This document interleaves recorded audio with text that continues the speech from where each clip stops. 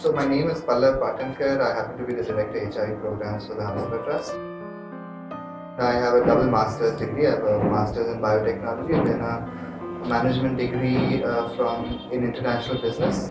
I've been in the corporate sector for the last 10 years, and it was 2 years ago that I decided to take a sabbatical from corporate and start working in the development NGO sector. So I've come in as the Director HIV Programs for the Hamburger Trust.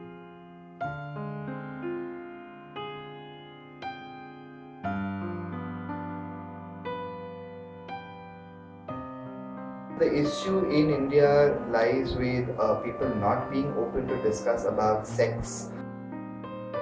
The other problem is that people are not used to understanding that there are differences in lifestyles and different ways of being happy. So typically somebody who is a single unmarried person till very late in life is constantly under pressure to prove that he is a contributing member of the society by being married.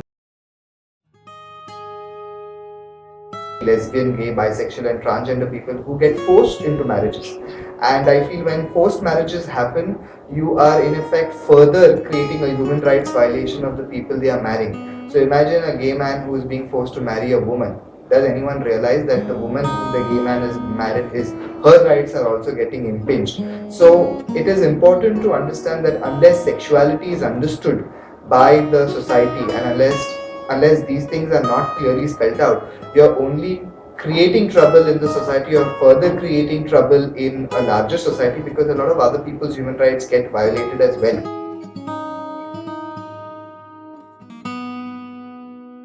The options left to us is, unless you start understanding people's sexualities and start understanding their problems, you will not really help the situation. Health-wise, socially, as well as the other complications that arise out of discrimination. I don't think it's discrimination that I face alone. In this process of discrimination, a lot of people who are connected with me also face discrimination.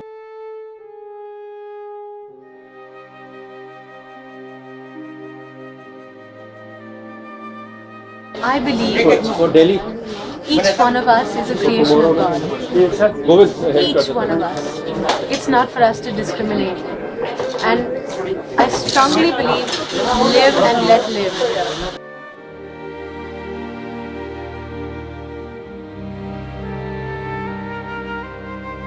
Workplace policies which will not take into account somebody with a different sexual orientation, because there is no clause written in the HR policies of any organization about what do you do if a person gets. There might be sexual harassment clauses, but there may be no clauses written about somebody's sexual orientation and about how to deal with differences in sexual orientation or any harassment coming out of the fact.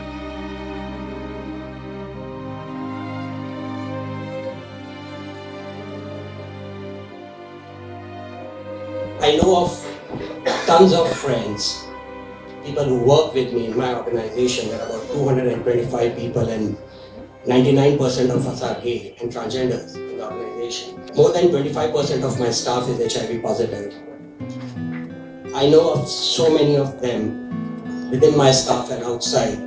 Even today, when their parents come to know, when the families come to know that their children are gay and they're HIV positive, they still get thrown out. I don't know if you guys are aware or not, but our research unit has taken up, because I feel, my team feels, it is not just about gay relationships. It's about families, it's about your parents, it's about your sister, your brothers. It's about families that are faced with a situation, that are faced with their children who are gay, and then they could be HIV positive. Your question to me was about gay rights, and let me tell you something, that there is nothing called gay rights as such. When you talk about rights, you talk about sexual minorities. Who form a part of sexual minorities? Lesbian women, gay men, bisexuals, both men and women, as well as transgenders. Transgenders are who? Could be the Hijra populations or even transgender people. They all form a part of LGBT rights. The shorter version of saying LGBT can even be queer, and so there is nothing like gay rights. We all are on a common platform, and we all work on a common platform for our rights. That is the basic underlining about fighting for our rights. What is important is gay rights is a part of human rights, and it's very important that Article 377 goes through this country, and every human being has a right to live with dignity and without fear, because love can only be a positive energy, whichever form it is. What are the rights that we fight for? We fight for the rights with the government, that basically there is an understanding with the government about understanding sexual minorities issues, that there is no discrimination, that if there is any violence against women or men in any parts, that violence is addressed, that police recognize that there is violence, that FIRs are lodged and action taken. These are some of the issues which we fight for, and we cannot distinguish between what is lesbian, what is gay, what is bisexual.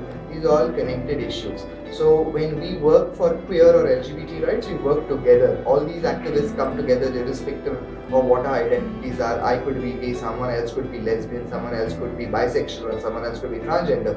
We all come together on a common platform, and we lobby with the government for certain laws to be changed, for certain rights to be given. So let's not say gay rights, let us say queer rights or LGBT rights. That is the right word, and and as I explained to you, what our rights would be.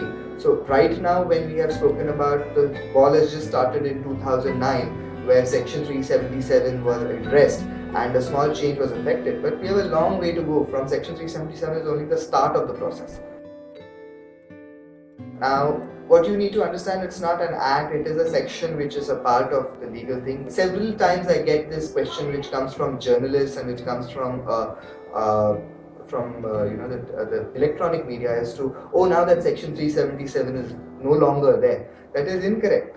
Section 377 is very much there. You have to understand what has exactly happened with Section 377. So let us explain what exactly happened in 2009 with Section 377. As per Section 377, it describes what is unnatural sex as per the law.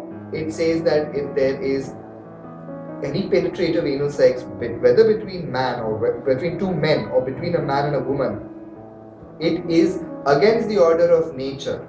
That is what it specified. And if anyone indulged in an unnatural sexual act, it meant you could go to prison for 10 years or could be even more, or it could be a life imprisonment, which was a very harsh act. This act was passed by the British in 1868 sometimes, and that although the British have left in 1947, this law continues. We have not bothered changing our own laws, whereas UK, where we got our laws from, has already changed its law. This is referred to as Commonwealth law, and this particular clause yet continues. We have come a long way from 1995, 1999, where nothing existed for gay men, to what we have, or gay men or other MSN people, to what we have today.